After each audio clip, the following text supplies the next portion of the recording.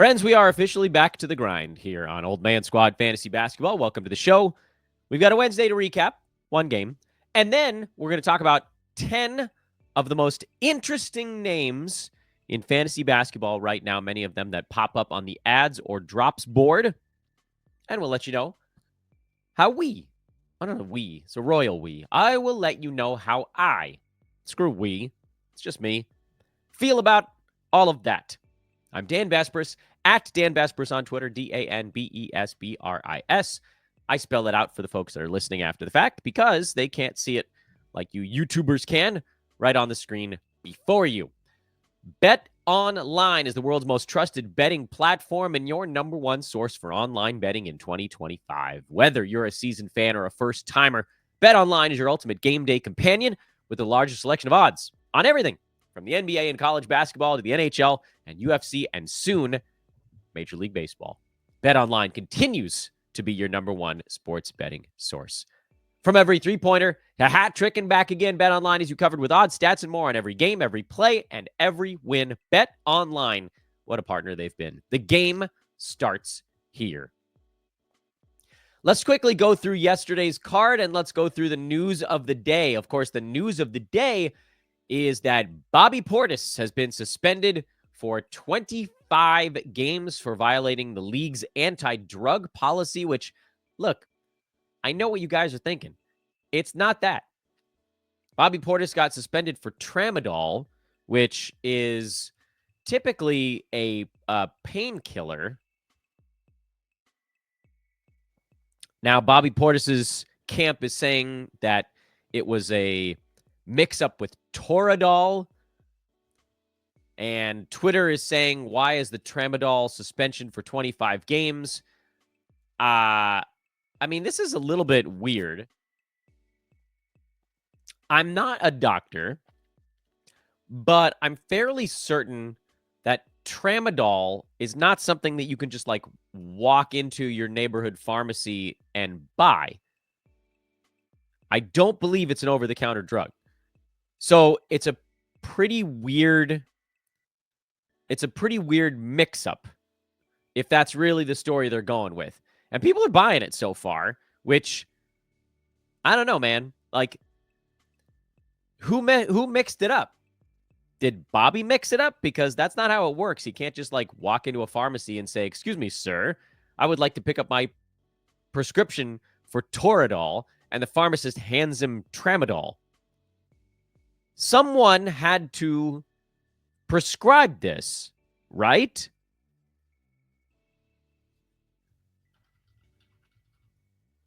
I don't know, man. Something doesn't add up on this story yet.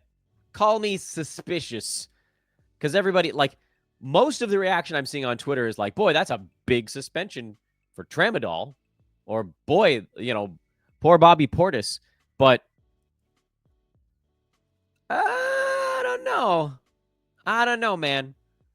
There's something else going on here, whether like other reasons for taking it or, I don't know the specifics of that. But I do know that you don't just mix up two prescription drugs unless you have both of them to begin with. So does Bobby Portis have tramadol just sitting around? Did a friend have it? How did he end up with this tramadol? It's fishy. As far as the fantasy side is concerned, because I don't really care about that story, I just think that this is a bunch of, well, let's just go with baloney.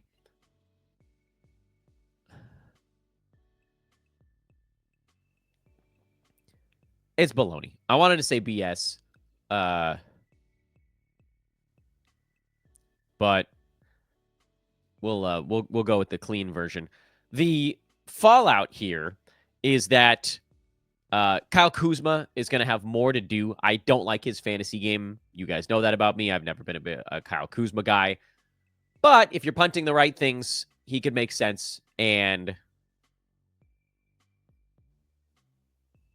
yeah, I mean, that's kind of like, I'm not picking up Kuzma. He's probably on rosters anyway because someone in your league has been sitting on his terrible, terrible season and his terrible, terrible fantasy game. But he'll do enough here in the proper punt builds to be rostered.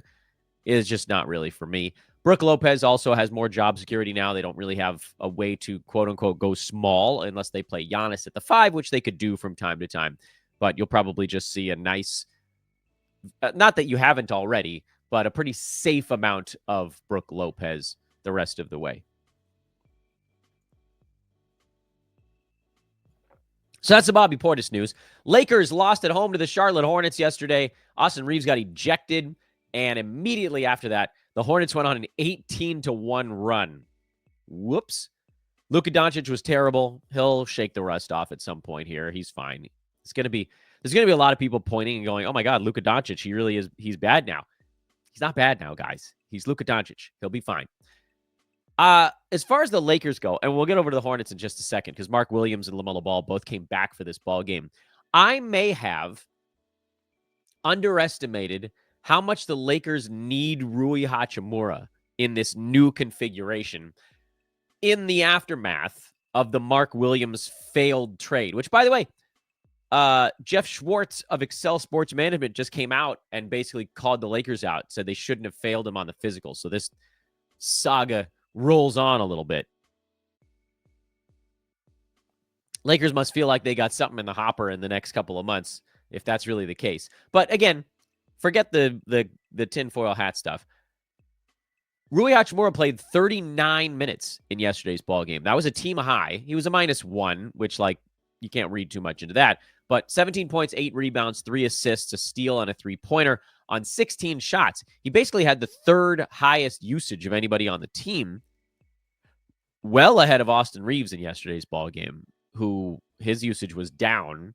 As the Lakers, I mean, they're disjointed, which no one should be all that surprised about. They're trying to work arguably the highest usage rate guy in the entire NBA into an already rolling machine. But forget the Luka stuff. And I don't know if you have an opportunity to buy low on Doncic, but if you do, I would definitely do it. I want to focus on Rui. His fantasy game is not super robust. Hachimura doesn't get many defensive stats.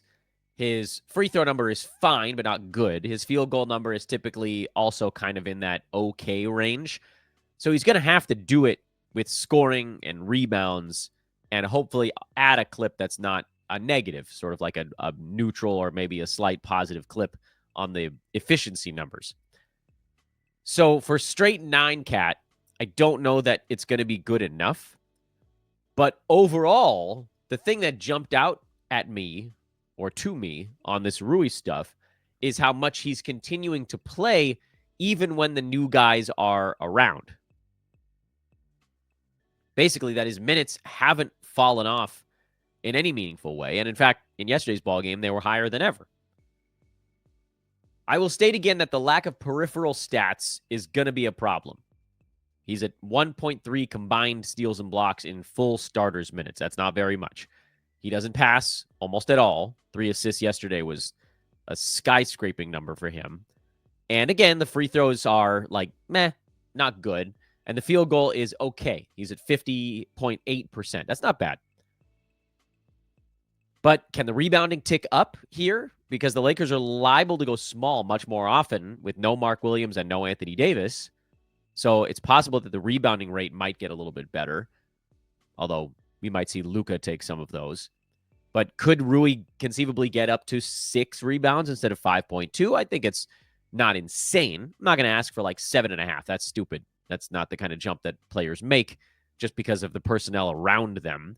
It's, could you get like a half a rebound more? That's the kind of thing that could still happen.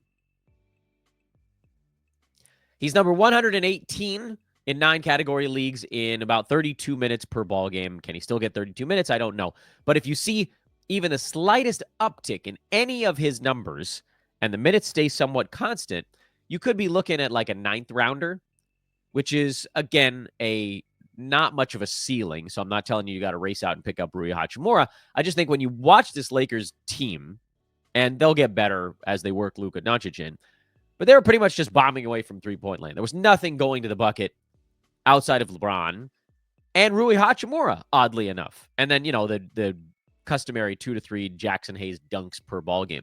But like literally the one guy on this team that was taking it quote unquote, to the rack was Rui Hachimura.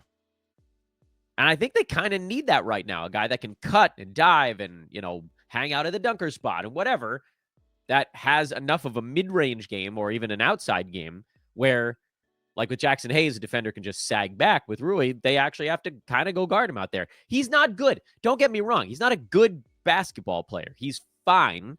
But for what the Lakers have right now, he actually kind of makes sense, more sense than I realized coming out of the weird, on again, off again trade deadline for the Lakers. Get to the point, Dan. The point is, I think he's probably an ad, but a low upside ad. And then Jaxson Hayes, as we've talked about before, he's not going to be guaranteed enough minutes to do a bunch of damage, but he's a field goal percent and defensive stats target, more of a specialist appeal kind of guy. For Charlotte, and it's possible that they rest a few guys, this is a very tough travel day for them. They're going from LA into altitude. A 2.5 hour flight to Denver. You lose an hour into mountain time, and you go into altitude. It's one of my least favorite scheduling spots on the planet. So my guess is that Mark Williams and LaMelo Ball sit this game out. But, for streaming purposes, whatever. Like maybe you get a Moussa Diabate game. Nurk played 18 minutes here. He had 8 boards, 7 assists, a steal, and 2 blocks, and he missed 3 3-pointers, but otherwise did nothing. Keep one eye on Nurk, but you don't have to do anything about it. I don't think the answer here is to go pick anybody up. I don't really want to play a streamer for Charlotte today. My thought is more, okay, is there a reason to hang on to Diabate in any format? Because he didn't play in this ball game, but is that because he's going to get all the minutes here on the back-to-back? Maybe. And they got to budget his games played. That's a possibility. With Mark Williams and LaMelo Ball, obviously you play them when they're in, and then Miles Bridges you play when you're in. But to me, the questions in Charlotte are partially answered, and we'll be able to fully answer them after this back-to-back, which is what centers are worth having on your roster. And right now it looks like the answer is only Mark Williams, but we'll probably get more information on that at the conclusion of tonight's kind of real return from the All-Star break. I want to talk about 8, 9, 10-ish players that I thought were kind of interesting coming out of the break. Many of them being added and dropped in a lot of fantasy leagues. So let's move through those. A minute and a half per player. I want to see if we can get this show in a half an hour or so. By the way, if you're wondering what's coming up on the program on Old Man Squad Fantasy Basketball, this is going to be our only show today as we welcome everyone back from the All-Star break. We had a couple of sort of specialty shows over the last 2 days. One of them was players I really don't ever want to draft again, and one of them was a weekly preview. Today is kind of your one let's get resettled show. And then tomorrow, the hope is that we can do a nice Thursday recap show and a specialist show of some kind, whether it's, players being added in a lot of spots. What are some of the other ones that we do semi-regularly? Why can't I think of it? I lost my damn mind. What are the other shows? Hey, while I'm trying to remember what the hell shows I do from time to time, why don't you take a second to subscribe to the channel? He says, begging while doing bad podcasting work right now. So buy low, sell high type stuff. Maybe that's the kind of show I might be able to squeeze in. I'm going to do a weekend review. That's dumb. When there's been 1 day of games. A weekend review is the same as just a daily review. All right, whatever. Let's talk about some players. First player I want to talk about is Precious Achiuwa. I think this is likely, and he's being added, by the way, in a lot of spots, even though we haven't really gotten any strong information on OG Anunoby. He's questionable. And, with Tibbs, I'd almost half expect him to go. New York has a back-to-back today, tomorrow, so maybe they hold him out one last ball game. But with Precious Achiuwa, get ready to make him a drop. Man, the allergies are bad today. Something's blowing through in Southern California. Warmed back up. It's supposed to be 70 today out here. Spring on February 20th. Ben Simmons is the next name I want to talk about here at the start of the day. He had his Clippers debut, and it was a thing of beauty. 12 points, 7 boards, 6 assists. The hell? 3 steals, a block, and 0 turnovers. And if you think that's going to happen again, here's this lovely bridge. You might not be able to see it, but I promise you it's there, and it's at an incredibly affordable price. A bunch of Clippers were sitting out that game, that last one before the All-Star break, so that was certainly part of it. The Jazz only played like half of their varsity team, and Ben Simmons was obviously fired up. I'll give him credit. When he plays 27 to 33 minutes, he is worth using in various punt builds, but he's not going to play in back-to-backs, which Clippers have some the rest of the way. Whether they're coming soon or not, it sort of doesn't matter. That's going to blow him up if you're thinking about him using him in head-to-head. And then in Roto, like, odds are he's going to play more like 19, 20 minutes most days, one would assume. I just cannot fathom a universe where he's going to play near full starters minutes for this Clippers team all the way through. Maybe I'm wrong. I've been wrong before, but I don't think Ben Simmons needs to be added. Caris LeVert is the next name I want to talk about as we're kind of lightning rounding our way through some of these adds and drops. He's heavily added after 2 big ball games for Atlanta, 18, 8, and 2, and then the huge one, 20, 10, and 7 with 3 blocks on top of that and 2 3-pointers. But he's running hot, and we know how this goes with LeVert. When he runs hot, he can be kind of fantasy, somewhat relevant, but typically he's a bad percentages guy. Career 43.5% from the field, 73.7 at the free throw line. It's not a number that's been steadily, quote unquote, getting better over time either. This is just sort of who he is from a fantasy standpoint. His steals are okay, but not great. He doesn't really block shots. He doesn't rebound all that much. His passing is okay, but again, what does that mean? Hard to say. Like, he's on a team with Trae Young, so he's not really going to be tasked with passing a whole heck of a lot. The Hawks also have a host of wings, although not as many with Vit Krejci going down. But they have all these other options that they can use. So if LeVert isn't hot on a given day, there's kind of no guarantee that he's going to get a ton of playing time. So 9-cat, I'm taking the posture, and I don't know if we have a good name for this yet, but maybe we can come up with one. You guys know the phenomenon we've talked about in this show over the years where I'm just sort of okay with being late on guys. Again, I don't know what a good name for that is. It's basically like I'm comfortable if we don't pick him up, even if he plays relatively well for a short term, because we know the long-term arc on LeVert will revert back to, it's the LeVersion reversion. Will revert back to 44% from the field, 75 to 77 at the free throw line. So low efficiency, some turnovers, mostly counting stats, but not always even guaranteed those. But he's on a heater right now. So if you want to roll the heater on the head-to-head side, be my guest. With Roto, I would not do it. Russell Westbrook is the next name I want to talk about. Let's make sure we actually get him on your screen while you, again, take a minute to hit that like and subscribe button. Westbrook is due back. Will be his first game in about 3 weeks for the Nuggets, and he was playing his butt off prior to going down. And I would expect him to kind of pick up right where he left off. I know Jamal Murray has settled into a much more healthy place since then, but Aaron Gordon hasn't. And Peyton Watson is out. So there's still plenty of room for Westbrook to play 25 to 35 minutes a game. And his minutes have bounced around. I'll give you that. But he's made the most of his time on the court. He's still going to be trouble at the free throw line. We've seen a better field goal percent Westbrook this year. Similar and even better, actually, than last year with the Clippers.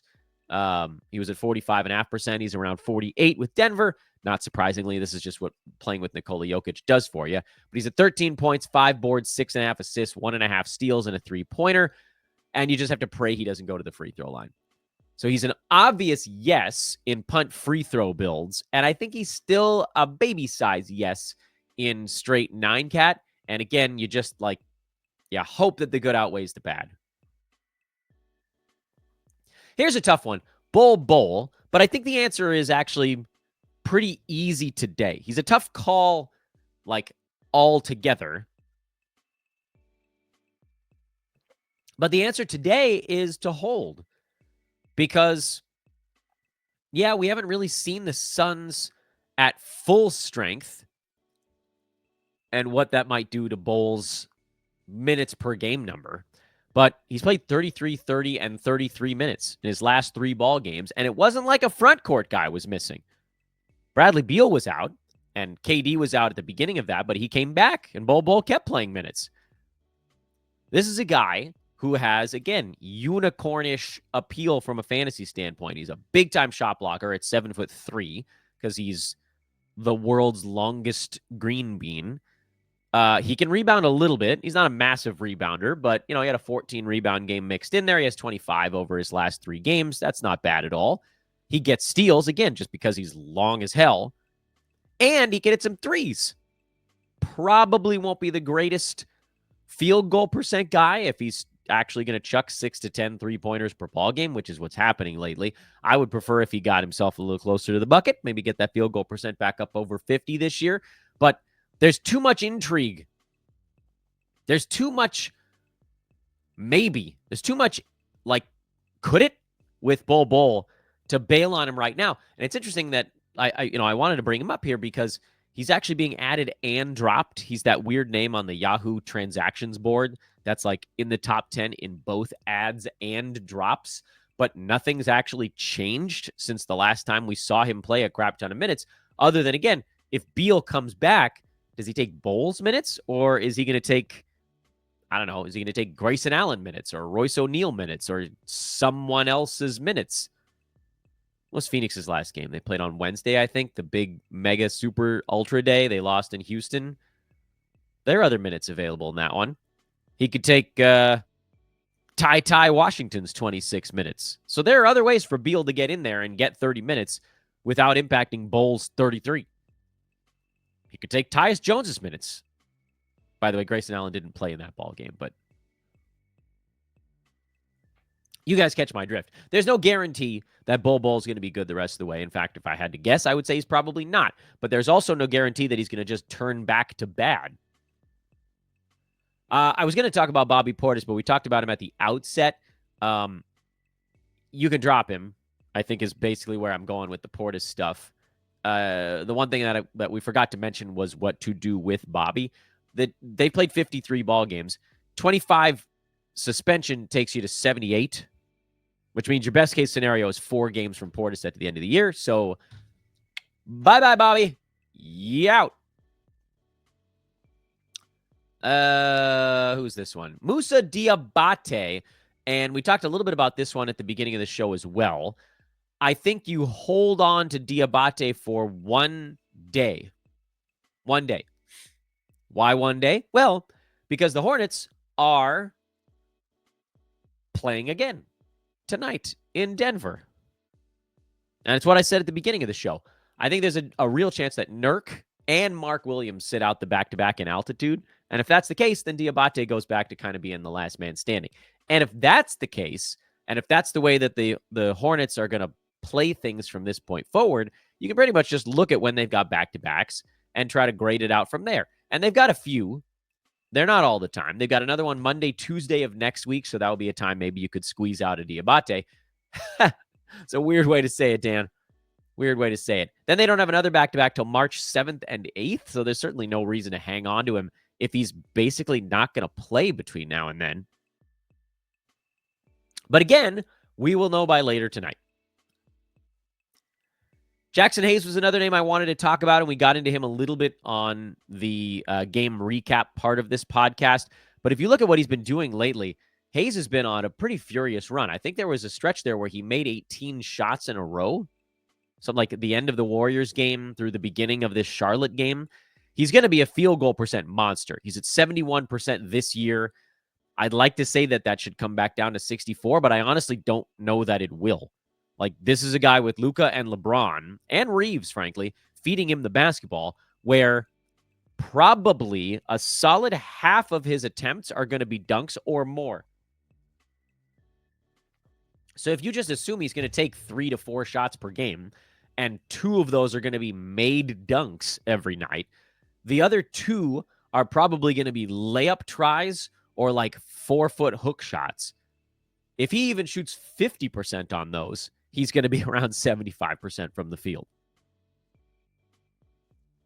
Is that enough, though? Is it enough?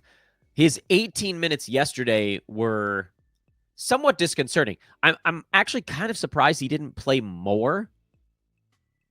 I wish I understood why. The rotations were a little bit cockeye. He was a plus 12 in a game the Lakers lost by 3. So it kind of feels like they needed Jaxson Hayes on the floor as opposed to sort of the floor spacing Lakers, who were very bad. They had nothing going to the rim. They need something going to the rim. Jaxson Hayes, oddly enough, has been a plus in the plus minus in every game he's played since January 28th. You guys can see that on your screen right now. Kind of an interesting little footnote on how useful he's been. Again, much like with Rui Hachimura, not good. Not a good basketball player. But if you look at some of the games lately where he's getting around 23, 24 minutes a game, which I think is probably where he ends up in this, he's going to get you about 8 points, probably about 5 or 6 rebounds. He's likely to get more than a block per game, maybe around a steal, perhaps a little bit less. But the key is going to be 8, 6, and 0.7 steals and 1.4 blocks going to be enough if you add in a 75% shooting clip. Because I really, truly believe that down the stretch, Jaxson Hayes could be one of the most important field goal percent guys in the NBA. He's shooting 83% over his last 8 ball games. Like a weirdly sustainable 83%, because it's literally all dunks. All of them are dunks, not even contested dunks. And he's inside the top 100 in 22 minutes a game over that stretch because he's at 8 points, 5 boards, 2.7 defensive stats, and again, 83% from the field. I think there's a little bit of a specialist angle there, but oddly enough, the math says he's been good enough over that stretch in 9-cat. So yeah, I put Jaxson Hayes on a few of my teams. Ones where I specifically needed field goal percent, because he is a difference maker there now. Even if he's only taking 4 shots, if he's making 3 or more of them. I know, like, you have all these volume guys. What does 4 shots have to do with anything? But just think about, like, all of your favorite volume shooters. What if they just made their next 4 shots in a row? What would that do to their overall numbers? That's pretty much what you're getting by putting Dunkmeister Jackson on your team.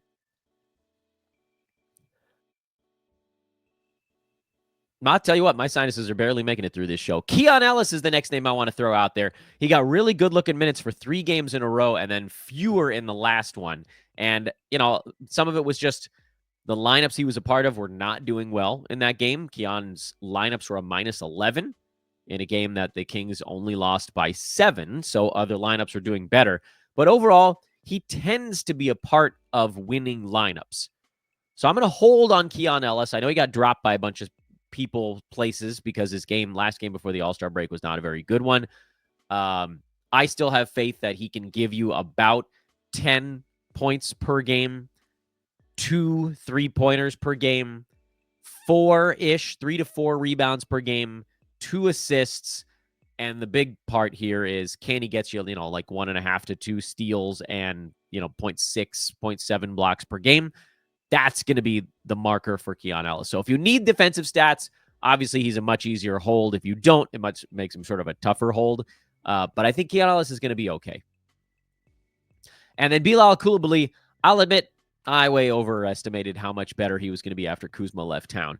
Not just because he's not doing as much, because that, so let's wind it back a little bit on Coulibaly.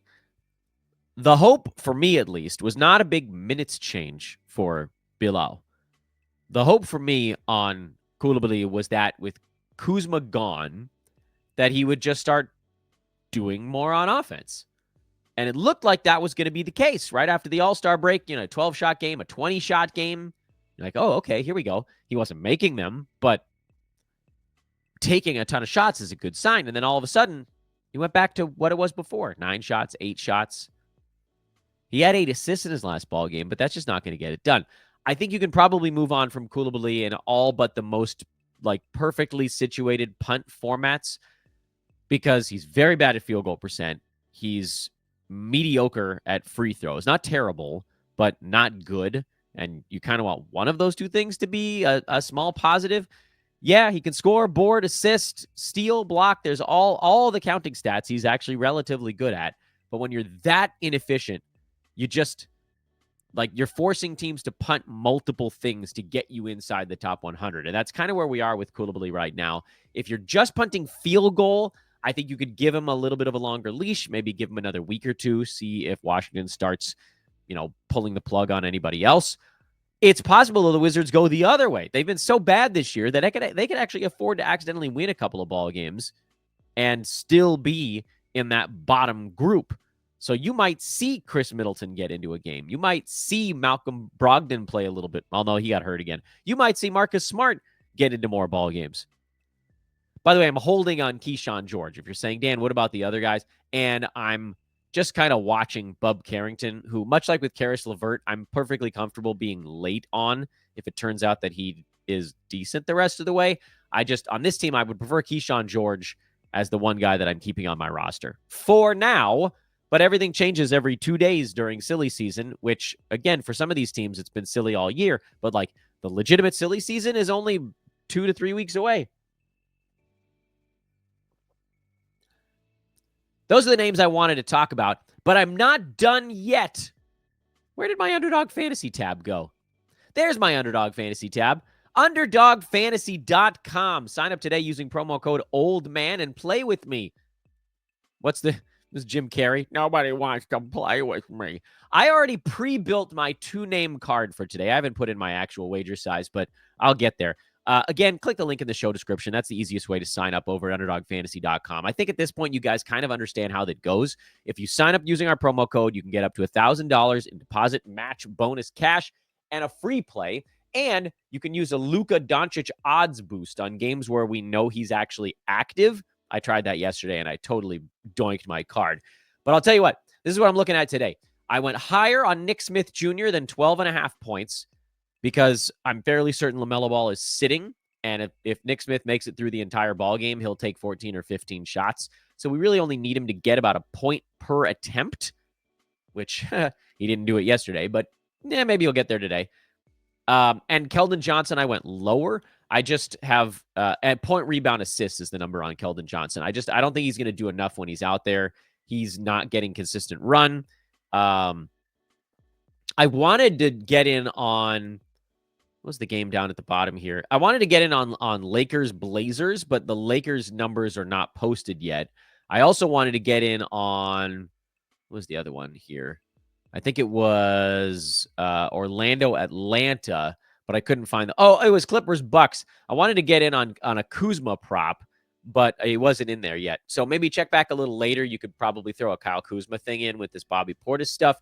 My guess is that they're just rebuilding the line or the projection on Kuz. So for now, we'll go higher on Nick Smith Jr., lower on Keldon Johnson. If we can get something on Kuzma, maybe we'll swap him in instead of Keldon.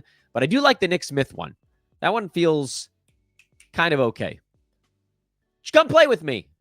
We're just like banging around. I go up a few, I go down a few, and pretty much just staying constant the whole way. It's fun to just put $2 or $3 on these things, and basically if you win, 1 out of every 3 tries or more, then you're in the money. You're in the black. All right, that's the show. Hi, I made my face bigger on the screen again. I'm Dan. Thanks so much for watching. If you made it this far, hit that subscribe button. Let's see if we can start rolling up new users again now that we're through the All-Star break. We're back to the grind. We got whatever it is, like 7 weeks left altogether. We're more than 2/3 of the way through the NBA season, guys. Let's hunker down. By the way, what's coming up also, as folks get into their playoff weeks, and I usually do this the last 6 weeks of the regular season, which if I count backwards from April 13th, I think is the last day of the regular season. Let's see, the 6th, the 30th, 23rd, 16, 9, 2. So I think not next week, but the week after that, we'll probably start doing dual shows. Might end up being 3 shows a day. Jeez, that's a lot of shows. But I like to do one show that's just like a 15-minute hyper dedicated to streaming show for folks that are in head-to-head leagues. So that'll probably start, my guess would be on March 10th. That's 1, 2, 3, 4. No, that's not right. March 3rd. Sorry, not March 10th, March 3rd. So not next week, but the week after that. So I think starting on March 3rd through basically the end of the regular season, maybe not the last couple of days because streaming for there. Also, the schedule gets super weird those last 3 or 4 days. But basically the last 6 weeks of the season, we'll be doing a streaming show for head-to-head players only. For Roto, you guys can stick with our usual stuff. So we'll get a schedule readjustment there. I'll try to keep you guys updated. That's, again, about a week and a half away still. At Dan Vespers on Twitter. Follow me there. Old Man Squad on Blue Sky. Please remember to like, rate, and subscribe. Those ratings actually do go a long way, especially when we loop back around to draft season next year. And people are like typing into their search bar, fantasy basketball advice. If we got a lot of positive ratings, we'll show up. So I need your help with that. Thank you for everything you guys do for us. I'm Dan for Old Man Squad. I'll see you guys tomorrow.